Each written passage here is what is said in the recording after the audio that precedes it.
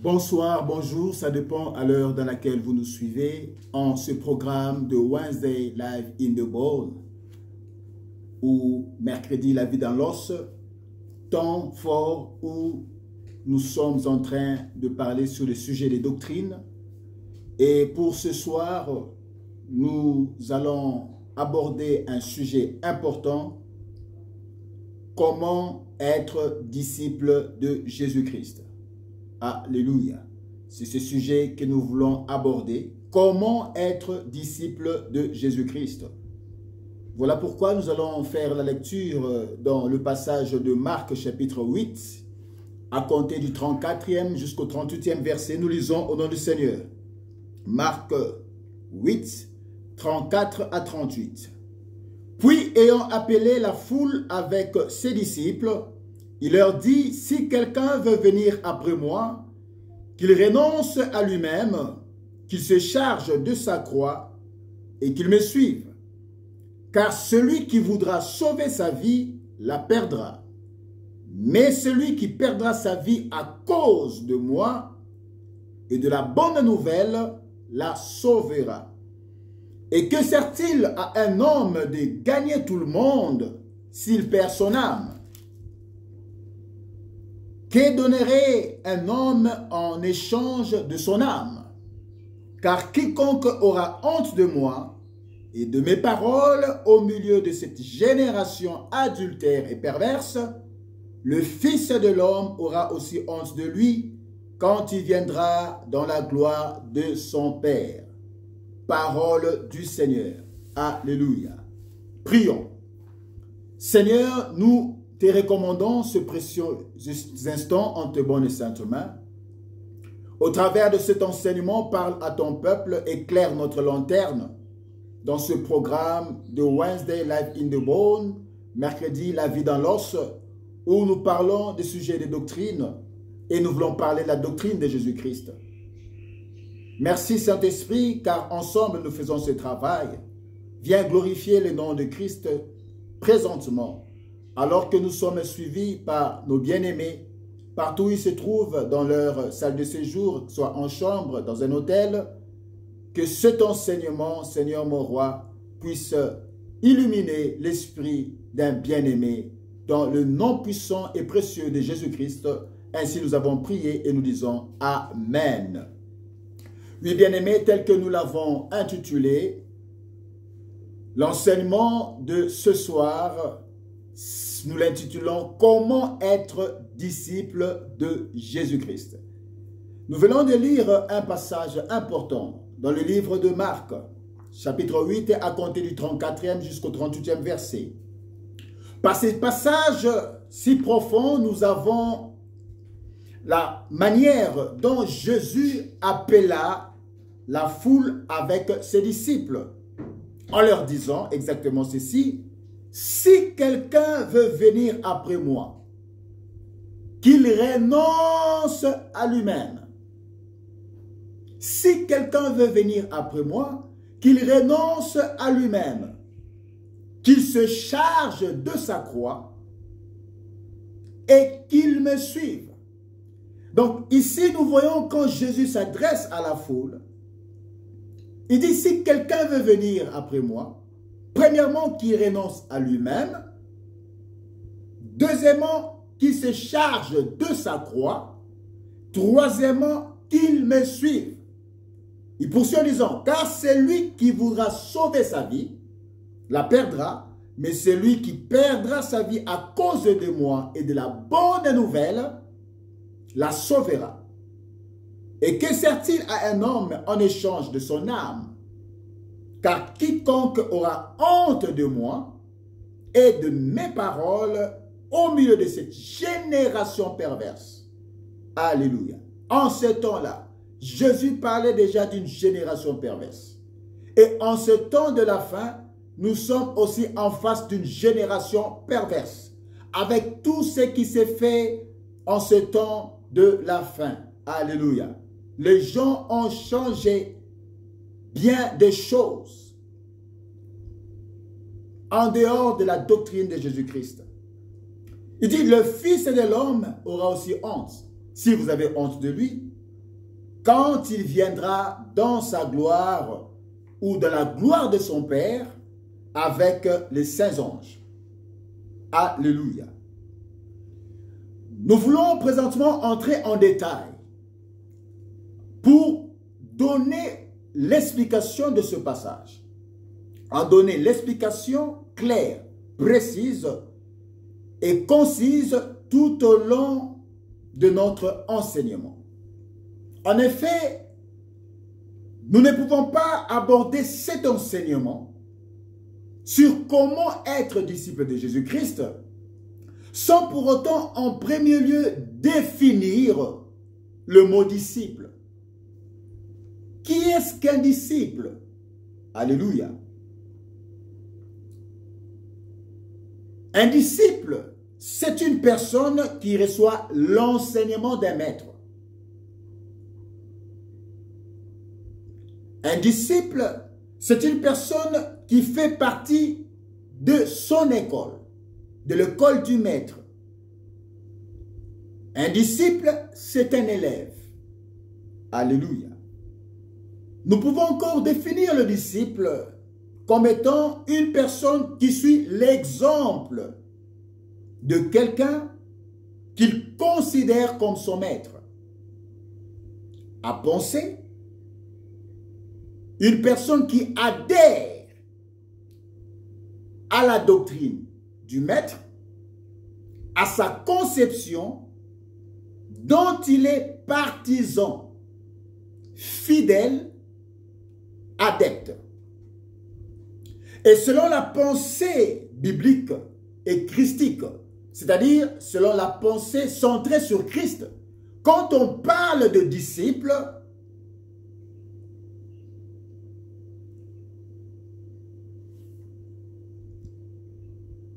c'est la petite phrase que nous voulons présentement énoncer.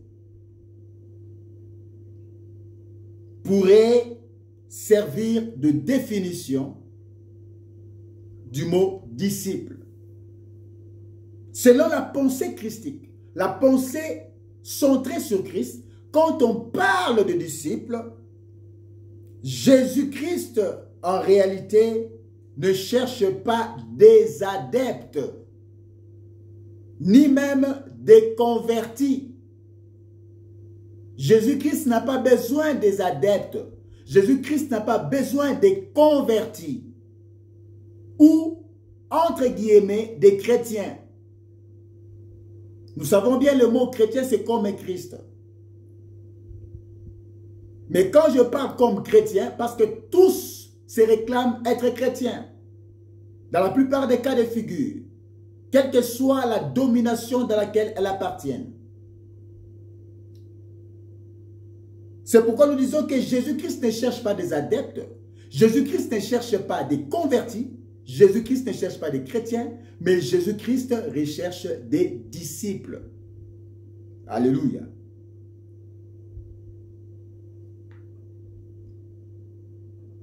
Et c'est ce que ce mot signifie.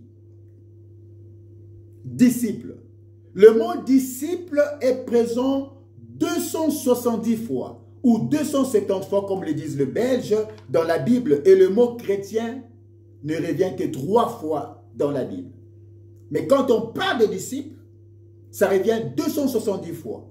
Tandis que le mot chrétien ne revient que 3 fois dans la Bible. Alléluia.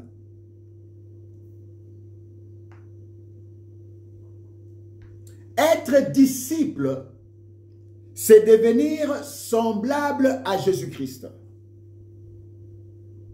Alléluia. Être disciple, c'est devenir semblable à Jésus-Christ, et cela n'est pas une moindre chose. Pourquoi cela n'est pas une moindre chose que d'être disciple de Jésus-Christ? Premièrement, parce que la première chose qui caractérise un disciple est qu'il va là où le maître l'envoie. Selon ce que nous dit Marc chapitre 16, verset 20. Ce qui caractérise un disciple, le disciple va où le maître l'envoie. C'est ce que Marc 16, 20 nous le démontre. Et ils s'en allèrent prêcher partout. Voilà, le Seigneur travaillait avec eux et confirmait la parole par les miracles qui l'accompagnaient. Ce qui caractérise un disciple, le disciple va où le maître l'envoie.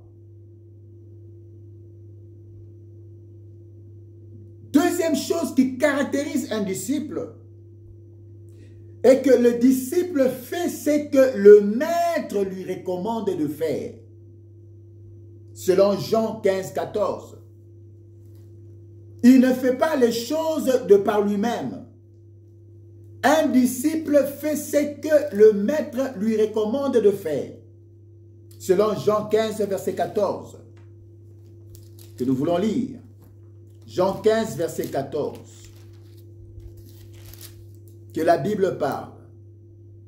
Vous êtes mes amis si vous faites ce que je vous commande.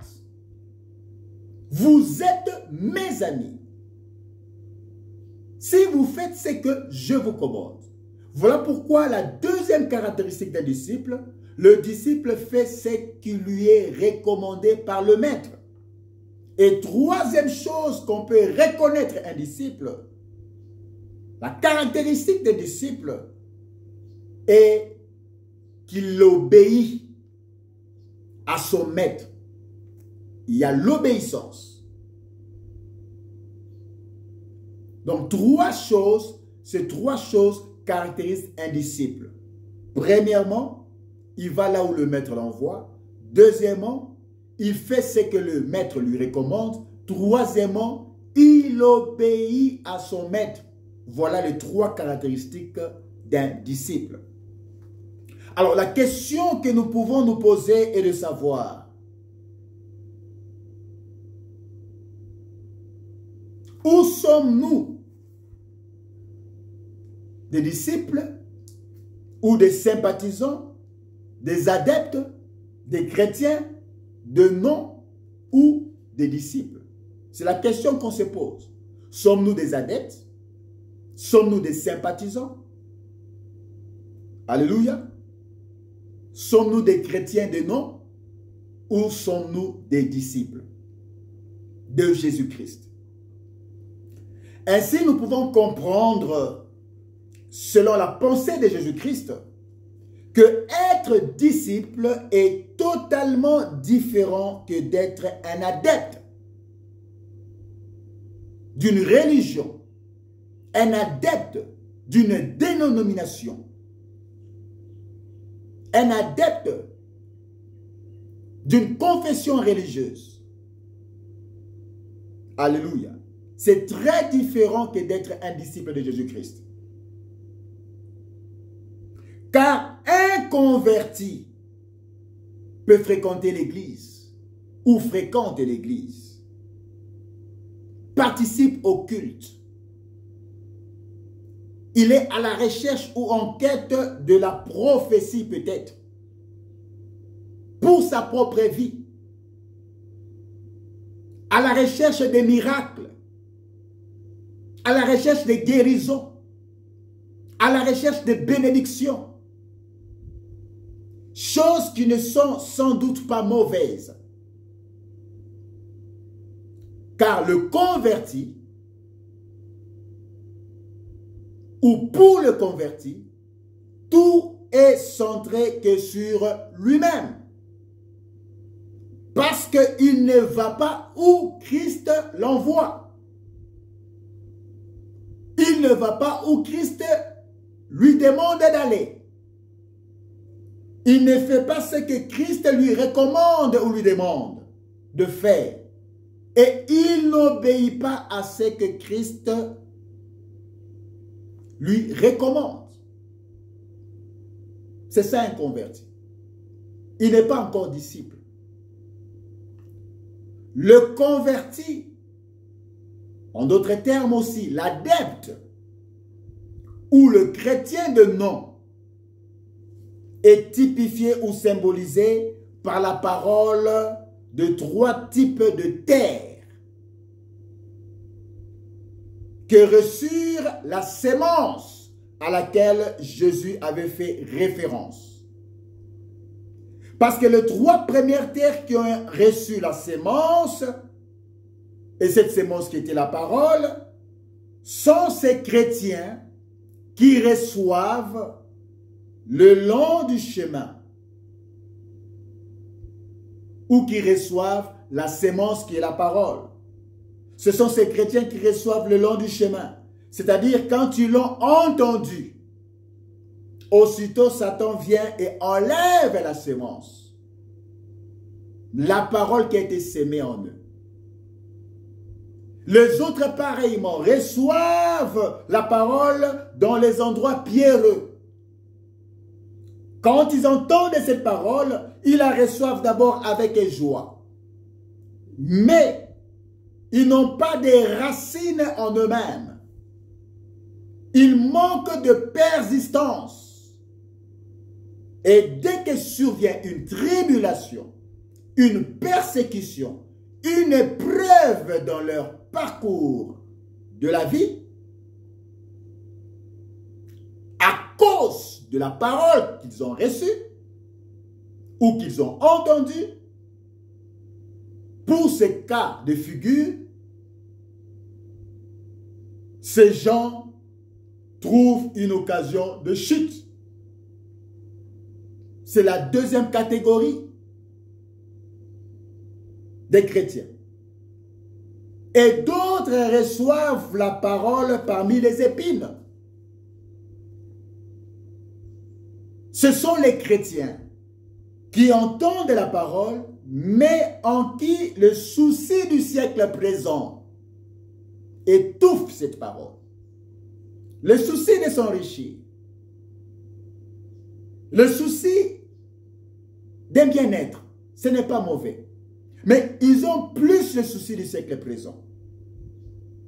La séduction des richesses et l'invasion des autres convoitises étouffent maintenant cette parole qu'ils ont reçue. C'est le cas des chrétiens qui reçoivent la sémence, mais dont la terre, ça tombe sur des endroits pierreux. Ces endroits pierreux, c'est le souci du siècle présent.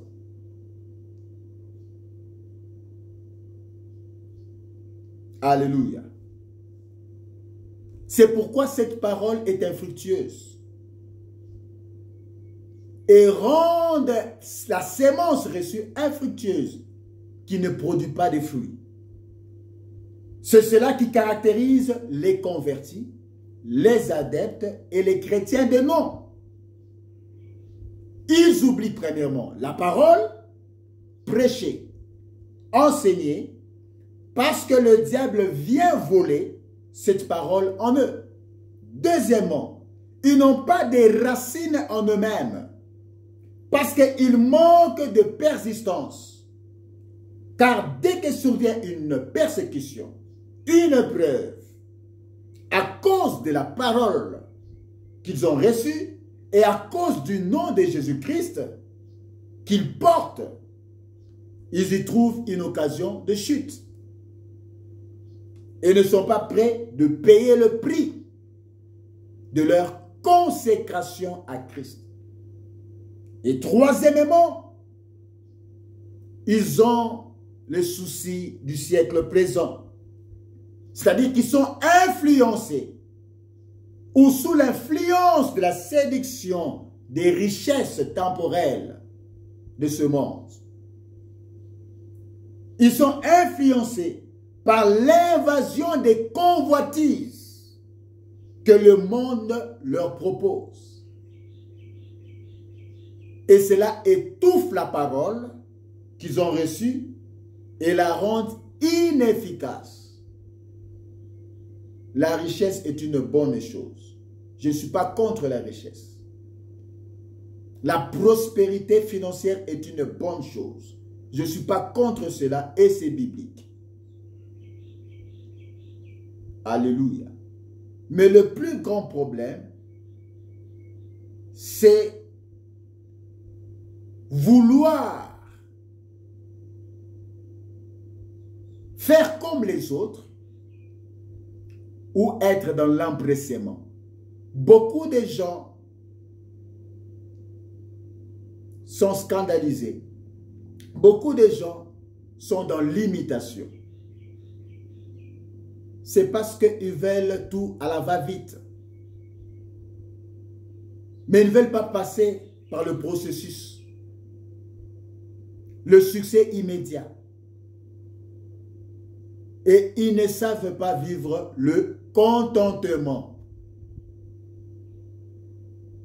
Et ça devient maintenant soit la comparaison, soit le complexe de supériorité qui influence leur cœur. Parce que telle a telle autre chose, je dois aussi procéder comme celui-là. Moi, coûte que coûte, je dois avoir cette chose. Pour sentir naï. Alléluia. C'est pourquoi lorsque Ésaü avait rencontré Jacob, après leur réconciliation, Ésaü voulait amener Jacob vite, vite. Avec précipitation, rapidement. Jacob lui a dit non. J'ai une famille. J'ai des jeunes gens avec moi. Ah, c'est pas que tu veux les conduire. Non, non. Toi, vas-y. Mais marchons avec le pas pour protéger ceux qui sont derrière moi. Jacob avait une décision réfléchie. Il voulait marcher selon les pas de Dieu et non de la précipitation. Alléluia. D'où de tels chrétiens qui veulent les précipitations ne sont pas des disciples de Jésus-Christ.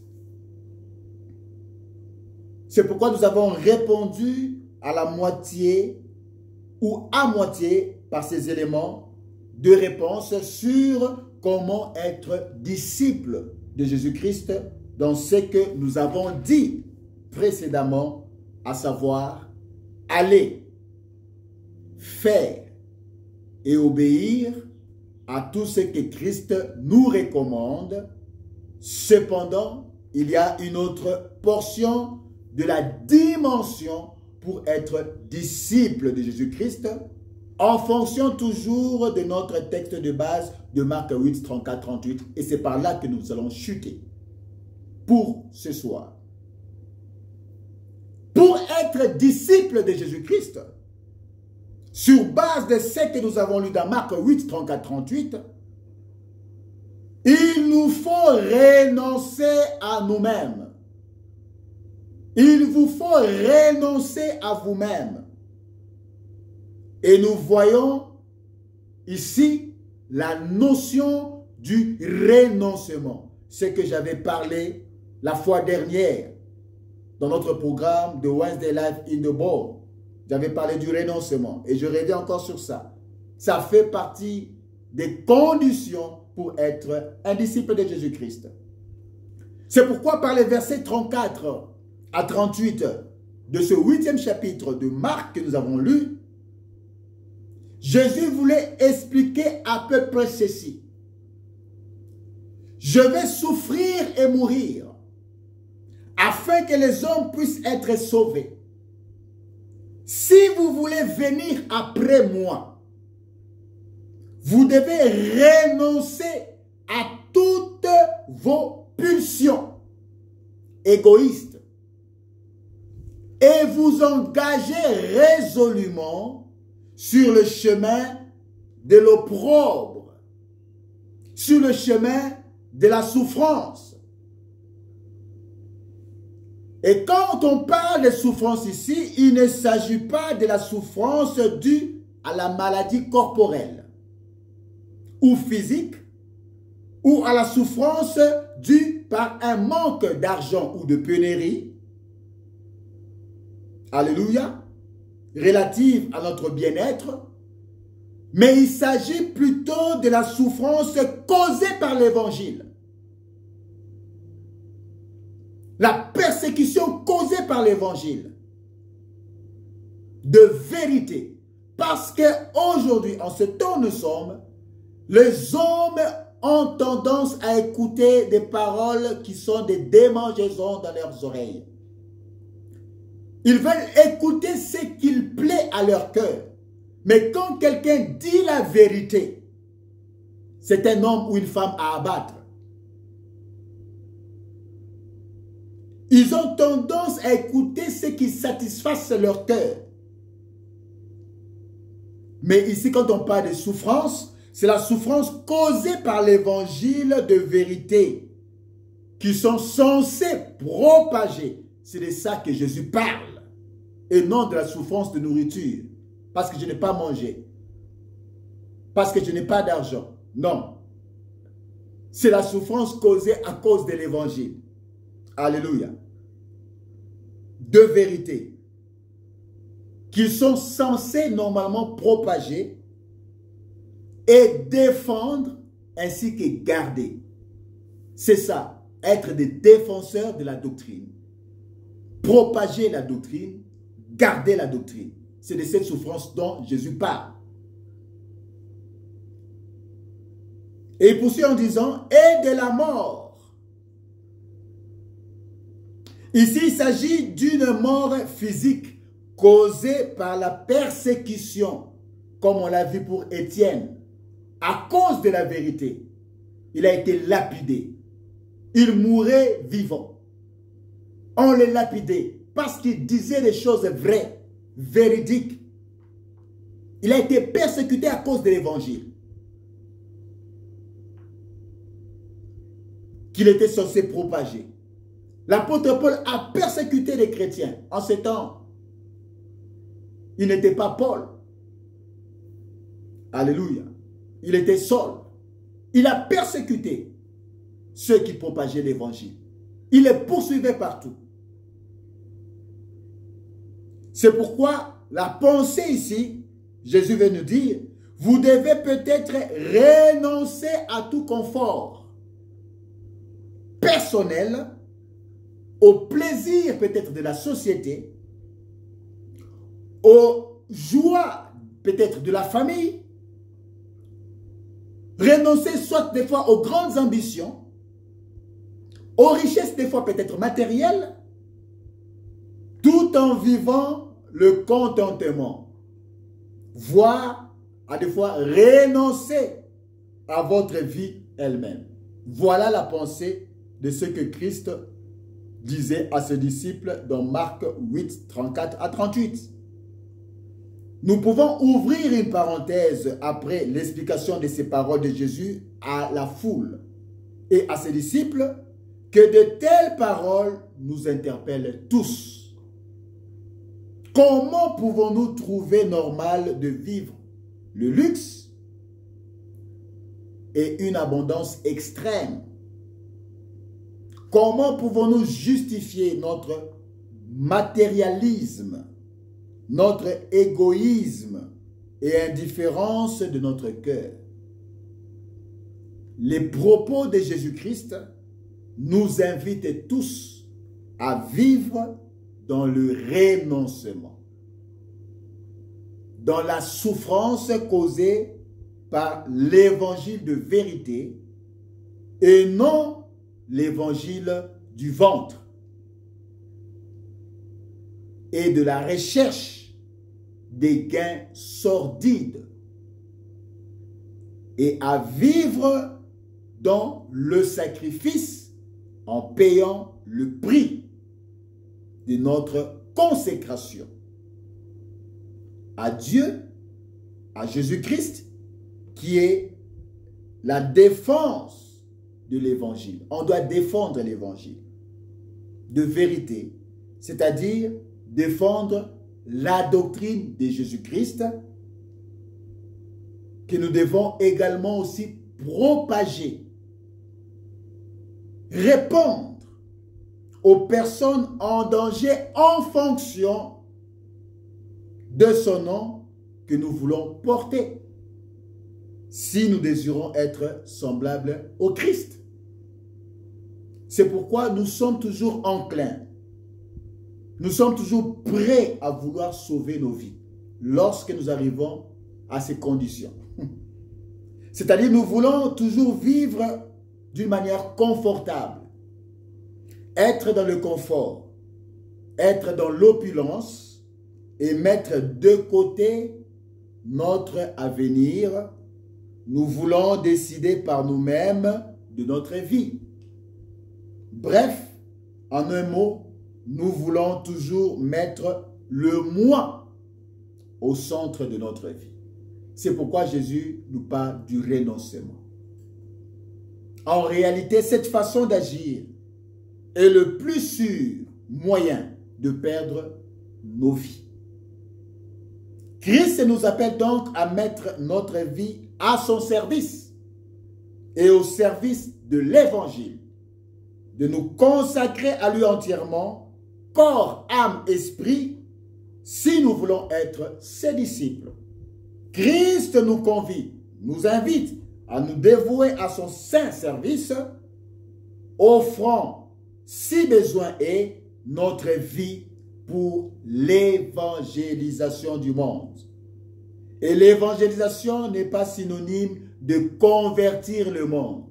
Le monde, pour ce qu'il est, on ne saura convertir le monde, mais du moins on saura évangéliser le monde. Parce que le monde peut ne pas accepter notre message. Alors le jugement ne retombera pas sur nous. Parce que le monde, pour ce qu'il est, on ne saura pas changer le monde. Parce que tout ce qui est dans le monde est inimitié avec Dieu. Car la prophétie biblique déclare que le monde ne connaîtra le Seigneur. Et ce monde ne pourra pas non plus changer pour ce qu'il est. Car nous y trouvons la convoitise, l'orgueil de la vie, la convoitise des yeux, la convoitise de la chair. Alléluia. C'est pourquoi l'apôtre Jean nous dit dans 1 Jean 2, 15 à 17, « N'aimez point le monde, ni les choses qui sont dans le monde. Si quelqu'un aime le monde, l'amour du Père n'est point en lui, car tout ce qui est dans le monde, la convoitise de la chair, la convoitise des yeux et l'orgueil de la vie, ne vient point du Père, mais vient du monde. Et le monde passe, et sa convoitise aussi, mais celui qui fait la volonté de Dieu demeure éternellement. » Ainsi, pour conclure cette première partie de notre enseignement que nous allons poursuivre le mercredi prochain, d'où évangéliser, ce n'est pas convertir.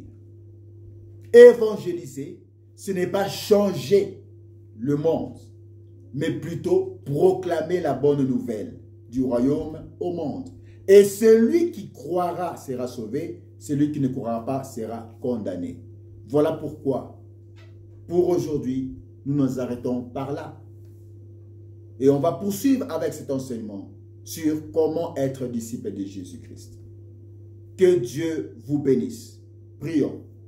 Dieu d'Abraham, Dieu d'Isaac, Dieu de Jacob, Père, merci pour cet enseignement que tu nous as encore donné ce soir au travers de l'instrument que je suis pour, Seigneur, éclairer notre lanterne afin que nous comprenions en effet comment être disciple de Jésus-Christ.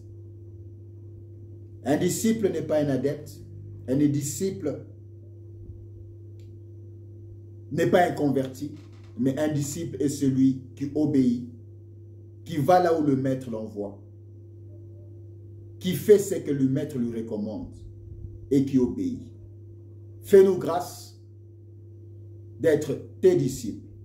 C'est dans le nom de Jésus-Christ que nous avons ainsi prié et nous disons Amen. Que Dieu vous bénisse. Merci pour votre attention soutenue. Abonnez-vous sur cette chaîne, Apostle Guy Pascal Kalbe Pamzo officiel. Vous avez des questions à poser par rapport à cet enseignement, veuillez nous écrire. On va vous répondre. Partagez cet enseignement à un plus grand nombre Abonnez-vous pour augmenter l'algorithme de notre chaîne. D'ici là, portez-vous bien. Que Dieu vous bénisse. Amen.